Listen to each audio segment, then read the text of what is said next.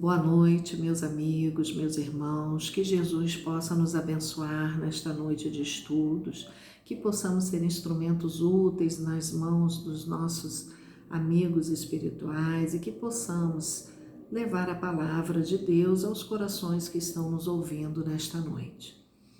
O Grupo Espírita André Luiz nos solicitou virtualmente estudarmos o Livro dos Espíritos nesta quinta-feira à noite, que está um céu maravilhoso, estrelado. Estamos reunidos aqui e sabemos que estamos interligados uns com os outros. E as questões que nos foram dadas para estudar está na primeira parte do Livro dos Espíritos, da causa primária de Deus. Foi as questões de número 8 e até a 10. Trata-se das prova da existência de Deus e atributos de Deus.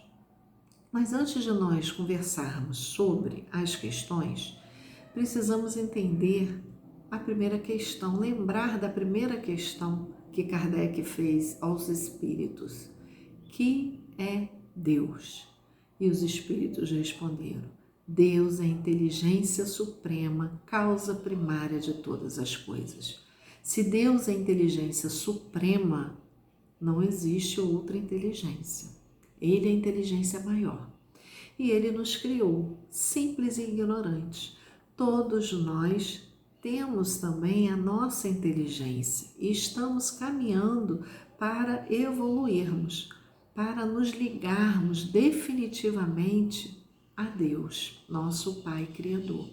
Porque nós estamos mergulhados. Se Deus é a inteligência suprema, causa primária de todas as coisas, Deus criou tudo, Deus criou o universo e agora os cientistas mesmo já nos mostram que existem vários universos, nós temos várias constelações, nós temos vários planetas, nós temos o Sol que aquece o nosso dia, nós temos a noite que nos proporciona o descanso do corpo, as estrelas que iluminam a nossa noite, a lua, enfim. Nós temos o canto dos pássaros, as árvores, nós temos o mar é maravilhoso. Nós estamos mergulhados no halo divino de Deus. Deus é amor. Nós temos o fluido cósmico universal. Nós respiramos esse amor de Deus. Deus só quer que nós sejamos felizes. E muitas vezes nós não conseguimos ser felizes ou estamos escolhendo caminhos errados por nossa negligência, por nossa própria culpa, por nossa invigilância muitas vezes, por deixarmos ainda o egoísmo, o orgulho e a vaidade tomar conta de nossos corações. Nós precisamos deixar os nossos corações limpos, claros. Nós precisamos nos conectar com a espiritualidade superior, mas para isso precisamos estar vigilantes. Termos em mente que Deus é amor. Deus é amor. E quem nos fala que Deus é amor e que estamos ligados a Ele é Emmanuel no livro Pensamento e Vida. No livro Pensamento e Vida, no último capítulo, capítulo 30, Amor, Emmanuel nos coloca: o amor puro é o reflexo do Criador em todas as criaturas. Brilha em tudo e em tudo palpita na mesma vibração de sabedoria e beleza. É fundamento da vida e justiça de toda lei. Surge sublime no equilíbrio dos mundos erguidos à glória da imensidade. Quanto nas flores anônimas esquecidas no campo, nele fulgura generosa a alma de todas as grandes religiões que aparecem no curso das civilizações por sistemas de fé, à procura da comunhão com a bondade celeste. E nele se enraiza todo o impulso de solidariedade entre os homens, plasma divino com que Deus envolve tudo o que é criado. O amor é o hálito dele mesmo penetrando o universo. Vemo-lo assim como silenciosa esperança do céu, aguardando a evolução de todos os princípios e respeitando a decisão de todas as consciências. Nós, mercê de semelhante bênção, cada ser é acalentado no grau da vida em que se encontra. O verme é amado pelo Senhor, que lhe concede milhares e milhares de séculos para levantar-se da viscosidade do abismo, tanto quanto o anjo que representa junto ao verme. A seiva que nutre a rosa é a mesma que alimenta o espinho dilacerante. Na árvore em que se aninha o pássaro indefeso, pode acolher-se a serpente com as suas armas de morte. No espaço de uma penitenciária, respira com a mesma segurança o criminoso que lhe padece as grades de sofrimento e o correto administrador que lhe garante a ordem. O amor, repetimos, é o reflexo de Deus, nosso Pai, que se compadece de todos e que a ninguém violenta, embora, em razão do mesmo amor infinito com que nos ama, determine que estejamos sempre sob a lei da responsabilidade que se manifesta para cada consciência, de acordo com as suas próprias obras.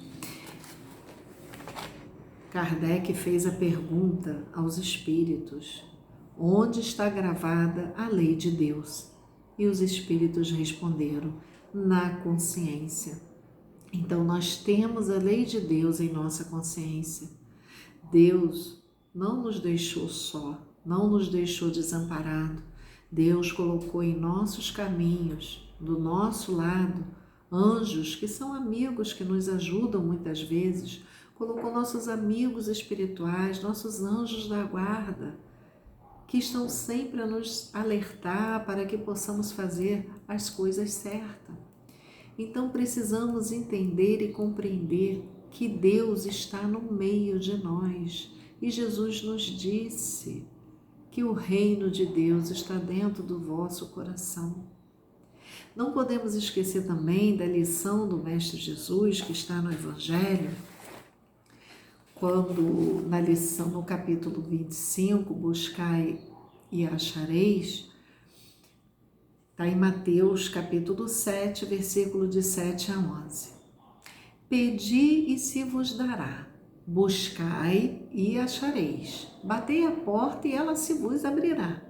Porquanto quem pede recebe, quem procura acha, e aquele que bate a porta abrir-se-á. Qual o homem dentre vós que dá uma pedra ao filho que lhe pede pão? Ou se pedir um peixe, dá-lhe-á uma serpente? Ora, se sendo maus como sois, sabeis dar boas coisas aos vossos filhos, não é lógico que, com mais forte razão, vosso Pai que está nos céus dê os bens verdadeiros aos que lhos pedirem? Então, Deus nos dá os bens verdadeiros que nós pedimos a Ele. Mas precisamos saber pedir e precisamos confiar que não estamos sozinhos. E isso também, quem nos ensinou foi o nosso Mestre Jesus, que no livro Novo Testamento, de Haroldo Dutra Dias, na revelação de Pedro, ele diz assim: chegando às partes em Cesareia de Filipe, que eles estavam a caminho, Jesus perguntava aos seus discípulos, dizendo: quem dizem os homens ser o Filho do Homem? E eles disseram: uns que é João Batista, outros que é Elias, outros que é Jeremias ou um dos profetas. Disse-lhes: e vós, quem dizeis que eu sou? Isso Jesus estava perguntando aos discípulos.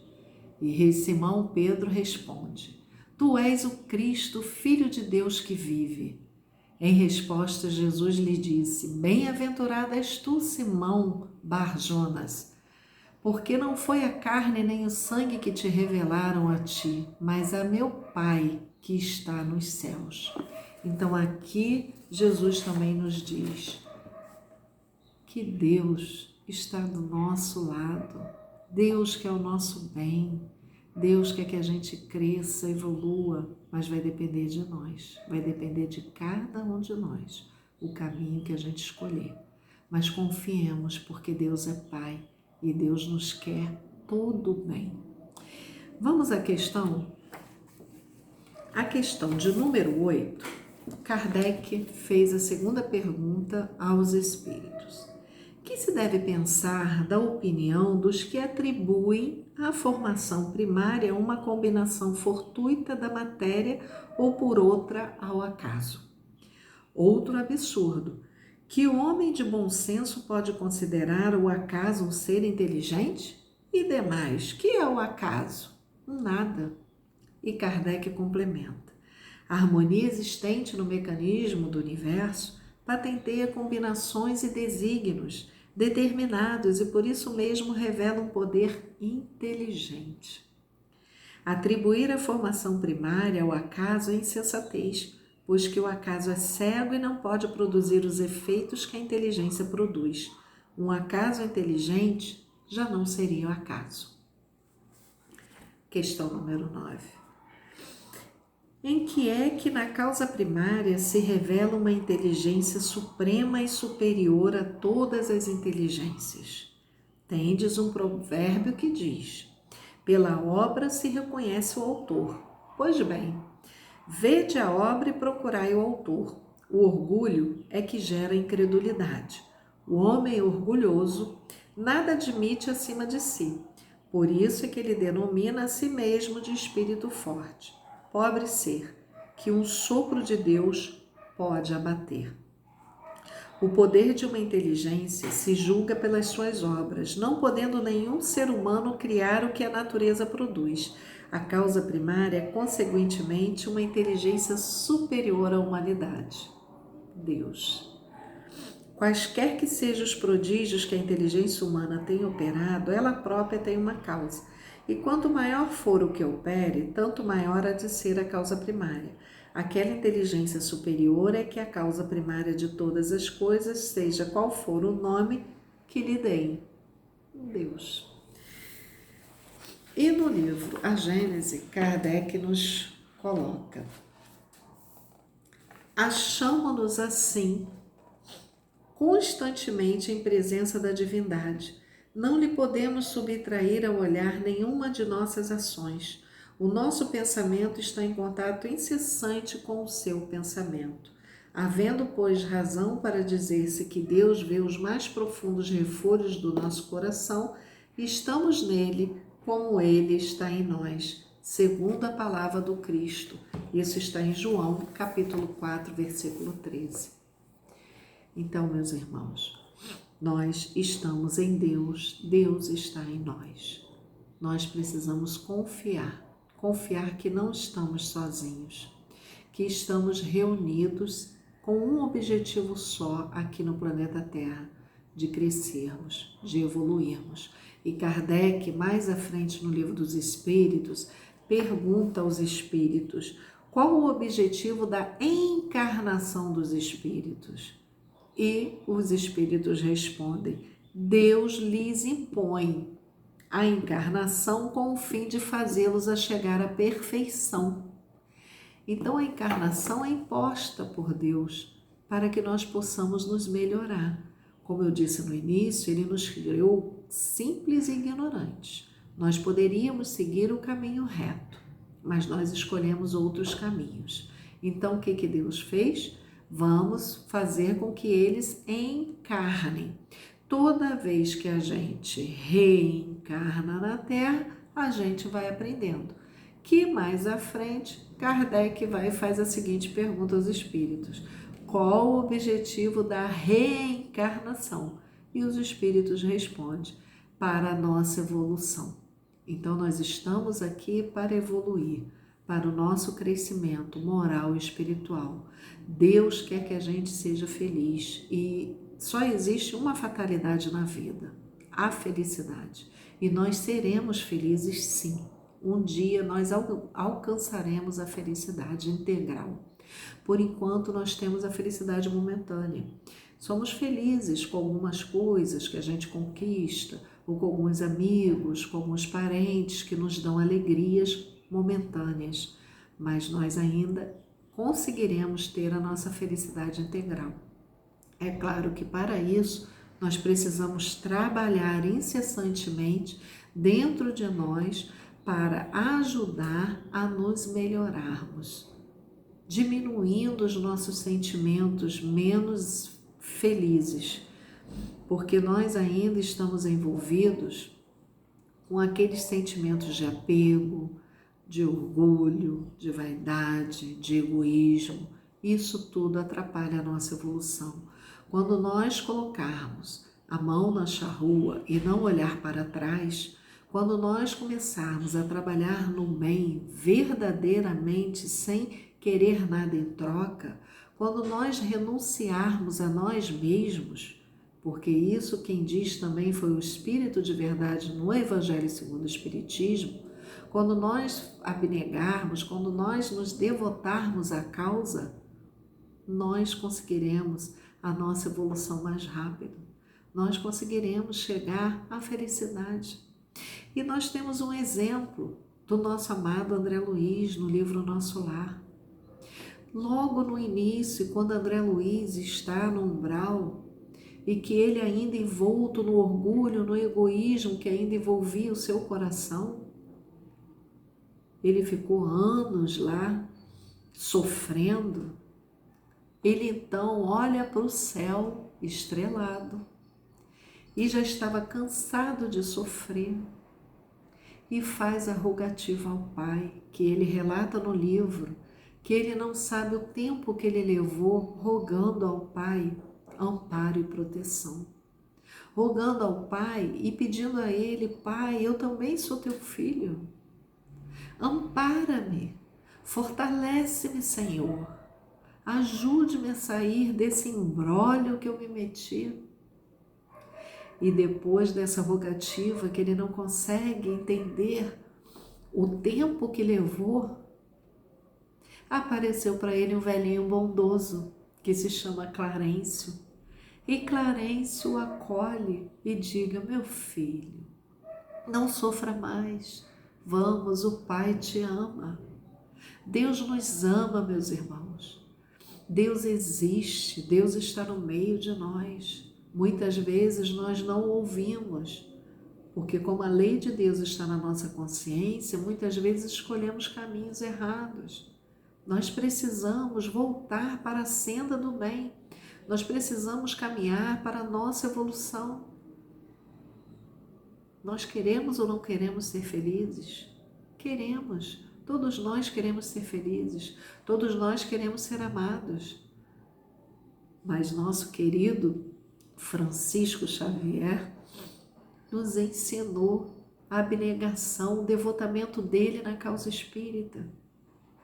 E outro Francisco de Assis que também nos ensinou o amor,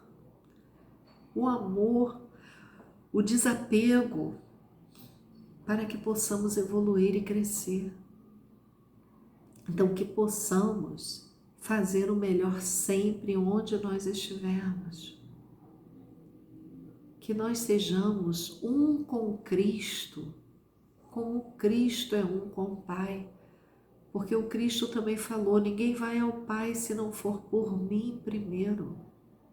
O Cristo, ele nos deu a oportunidade e nos está dando agora a oportunidade de nós nos melhorarmos, de sermos menos egoístas, menos orgulhosos, pensarmos no outro, ajudar o outro, sermos felizes, porque nós podemos ser felizes. Nós estamos aqui para sermos felizes. E vamos à última questão. Atributos da divindade. Pode o homem compreender a natureza íntima de Deus? Não. Falta-lhe para isso sentido. Então, falta sentido porque nós ainda não conseguimos, nós ainda estamos com o espírito obscurecido ainda na matéria. Nós estamos aqui encarnados. Então nós não conseguimos ainda sentir Deus. Mas nós podemos sim, já começar a desapegar da matéria, já começar a caminhar para a nossa evolução. Como eu falei, a felicidade é a única fatalidade da nossa vida. Queremos ou não queremos ser felizes? Todos nós queremos ser felizes, mas depende de cada um de nós. Depende do que a gente deseja para nós. E eu trouxe também, para ilustrar o nosso estudo, a mensagem do Espírito de Verdade que está no livro Evangelho segundo o Espiritismo, no capítulo 6, o Cristo Consolador. É a última mensagem do Espírito de Verdade. E ele nos diz assim: Deus consola os humildes e dá força aos aflitos que lhe a pedem. Seu poder cobre a terra, e por toda parte, junto de cada lágrima, colocou ele um bálsamo que consola. A abnegação e o devotamento são uma prece contínua e encerram um ensino profundo. A sabedoria humana reside nessas duas palavras. Possam todos os espíritos sofredores compreender essa verdade. Em vez de clamarem contra suas dores, contra os sofrimentos morais, que neste mundo vos cabem em partilha, tomai, pois, por divisa essas duas palavras, devotamento e abnegação. E sereis forte, porque elas resumem todos os deveres que a caridade e a humildade vos impõem. O sentimento do dever cumprido vos dará repouso ao espírito e resignação. O coração bate então melhor, a alma se serena e o corpo se forra aos desfalecimentos. Por isso que o corpo tanto menos forte se sente, quanto mais profundamente golpeado é o espírito. Quem nos disse essa lição foi Espírito de Verdade, em Havre, 1863. E não podendo deixar de falar do nosso querido Francisco de Assis, o Sol de Assis. Ele aqui nos tem um exemplo nesse livro que é muito interessante. Ele estava passeando, estava frio, né? E batendo de porta em porta com o frei que o acompanhava.